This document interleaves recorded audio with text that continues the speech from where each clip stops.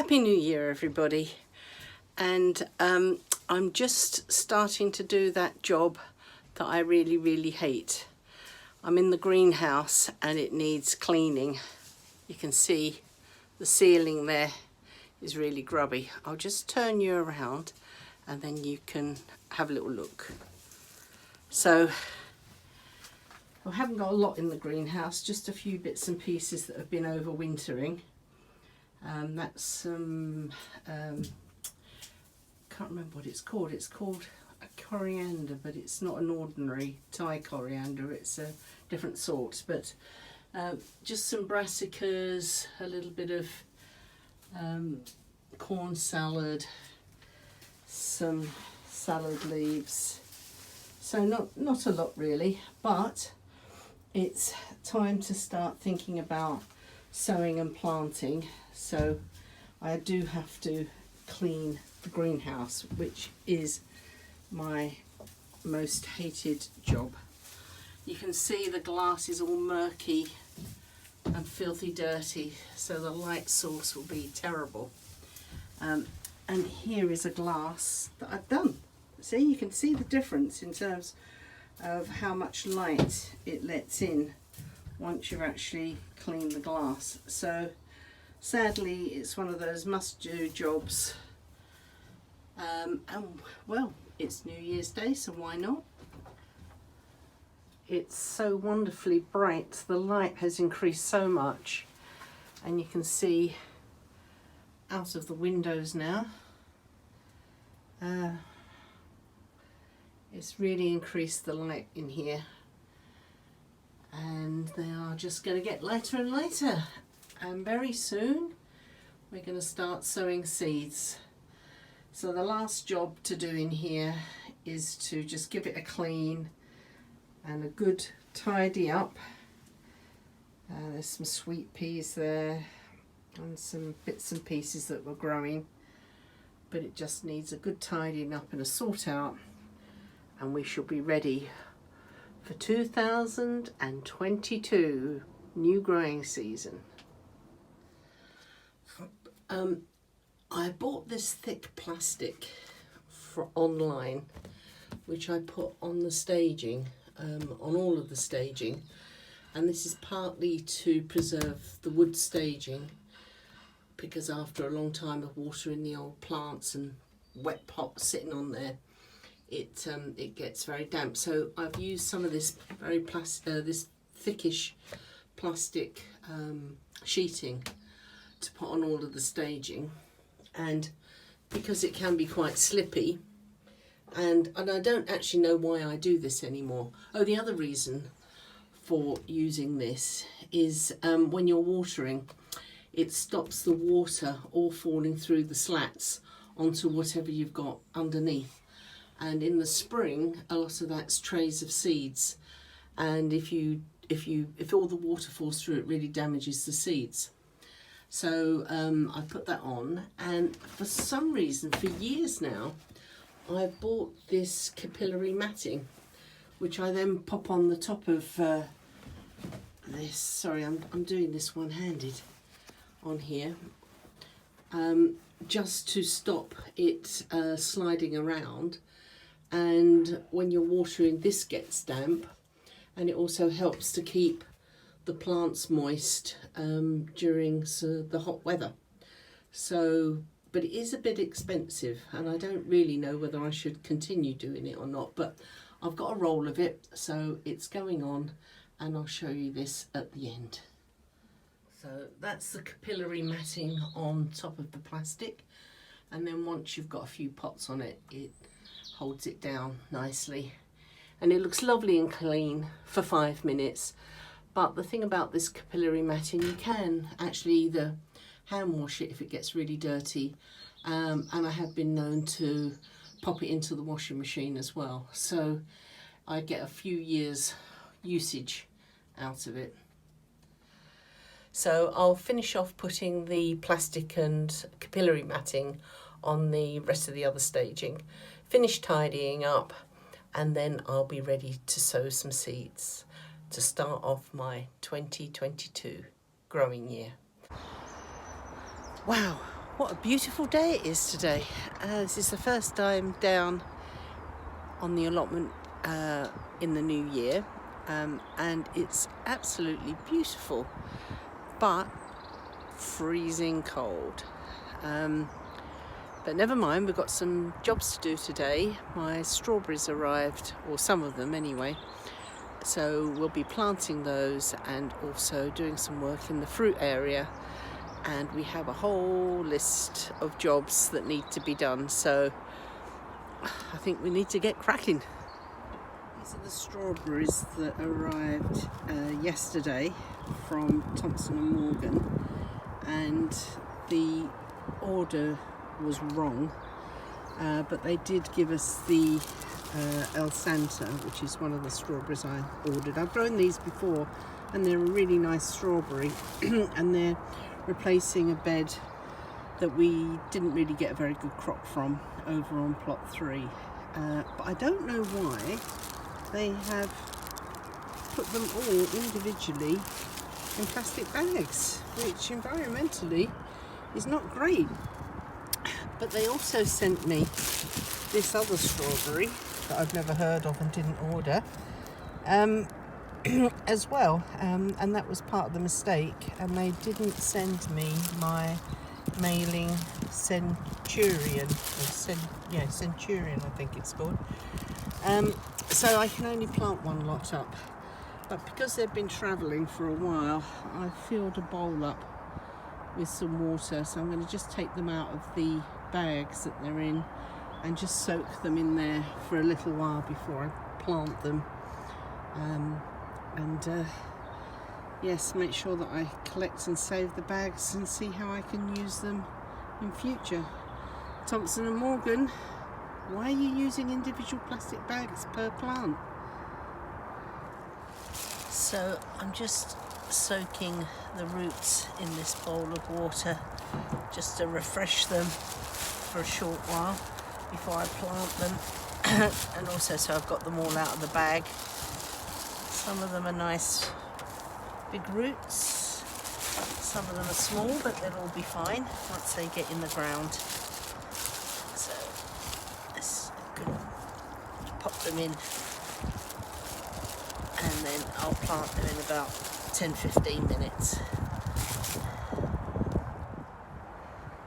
So this is our small strawberry bed, and we're planting it up with these El Santa strawberries, which I'm just going to trim up, and as you can see there's a very long root on them. I'll come around and show you.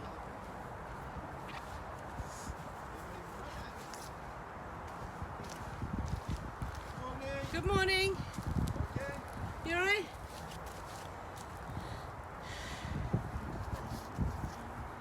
There's a very long root on them, so I'm going to cut them about here, about there, just to trim off the roots before I plant them. So I should do that on all of them and then plant them about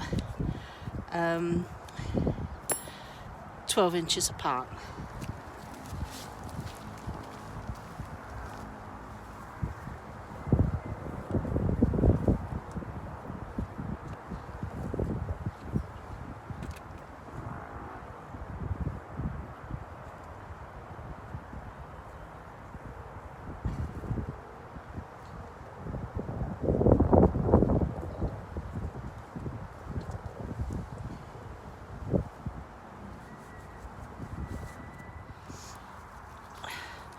When you're planting strawberry plants, you need to be very careful that you don't plant them too deep, otherwise they will rot. So I'm going to just, as I said, chop off the excess roots I don't want. And then this is the plant, and you mustn't plant really above the roots. Just up to the roots is great, because if the tops get wet, it will rot the crown. This is the crown of the strawberry plant, and then that will just rot your plant away. So only up to about here. So I just push a hole in, plop it in, and then push the soil in fairly firmly, but keeping the top part out of the wet.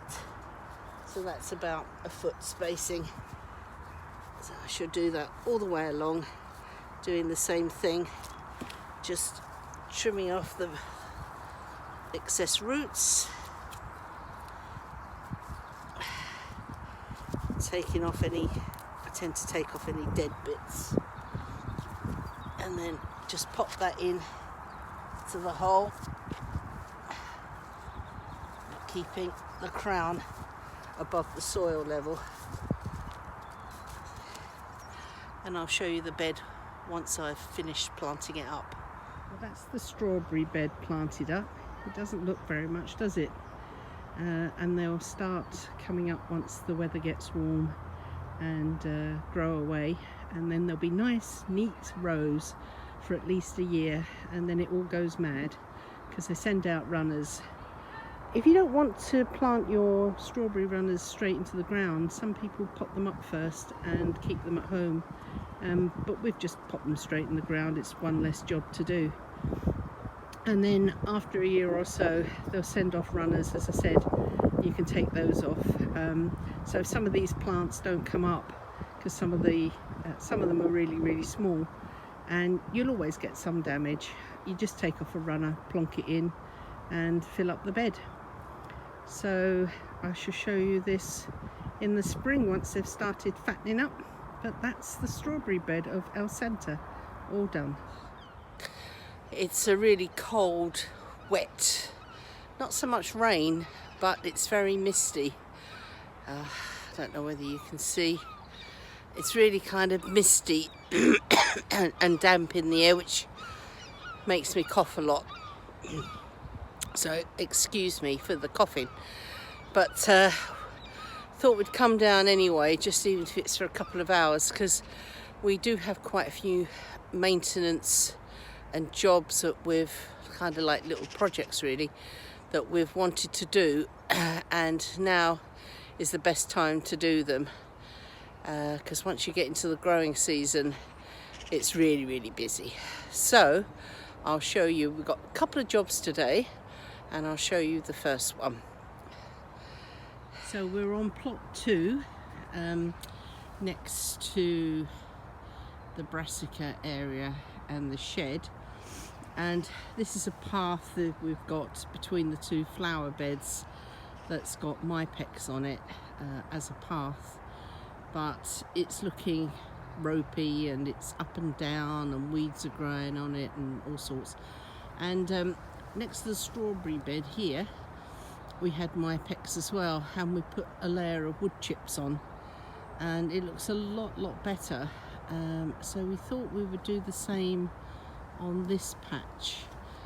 There are pros and cons. Some say that the snails and slugs like to hide in the wood chip, so we will see, and if that's the case then we'll rethink it next year. But I've got some wood chip here, nice wood chip. We get this delivered free. We have local tree cutters around here, and they chip up all the wood from all the trees from their jobs, and I've managed to get in contact with a couple of them who now dump the wood chip on our allotment site. So they just give me a ring, and if we've got space we'll take a delivery. Winter time is really good for this kind of dense, more path type wood chip. In the spring and summer it's much leafier, but it does rot down, and you could consider piling it up for compost, or even adding some of it to as a layer in your compost boxes. But let's get on with this, because I'm not planning to stay down on the allotment too long.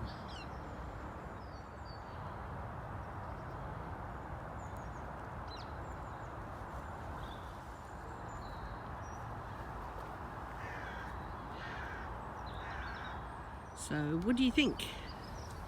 Does that look better? Yeah. Let me know what your thoughts are. I think it does. This is one of our old carrot beds on plot 1 next to our small strawberry bed, which I'm tidying up today. But I cleared half of it and put in some shallots that I had sitting in the shed that I hadn't planted. I think they're called Germont or something like that, but I'll put the name up underneath this video. And I only had enough for half the thing, so I'm going to the garden centre tomorrow, so if I can find some more, I think I might buy myself another bag or 2 just to finish off this trough. But what's self-seeded in here, a load of violas, so I will also bring over, look, aren't they pretty? I'll also bring over a number of pots and just pop these up and see if I can find somewhere for them in a pot or something like that for springtime and replant them. So it'd be a shame to just throw them away and waste them, because they'll come into their own in spring and give us a nice little display of pretty flowers. So these are the strawberry runners that are coming off of this bed into the path, and I'll just lift one to show you. Oh, sorry. Little crap film in there. Anyway, now look at the roots on that, beautiful. So I shall take these home and pot them up, and these will either be repotted during the year, well, put somewhere else during the year, or give them away to people who might want some strawberries. We've got quite a few new people started this year, so they might be keen on having some strawberry runners. As I'm lifting the strawberry runners up, here is a perfect example of the creeping buttercup, and it's beginning to creep out of the bed. So the sooner we can get this out the bed, the better. So keep your eye on that stuff. Well, I've finished weeding the path here, and I've taken out a load of strawberry runners. I'll just take you over and show you them. So I've stuck them all in this bucket, and some have got, I've put them all in this bucket, and some have got really, really good roots.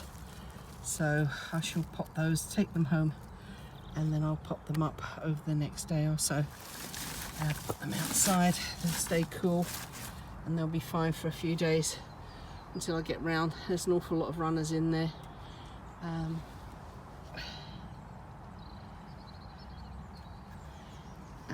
Now I'm going to start doing the bed. Well, I'm going to put the wood chip down, the fresh wood chip, I think. I should put the fresh wood chip down here, and then I'll start clearing the bed, and we'll probably get another load of runners from there.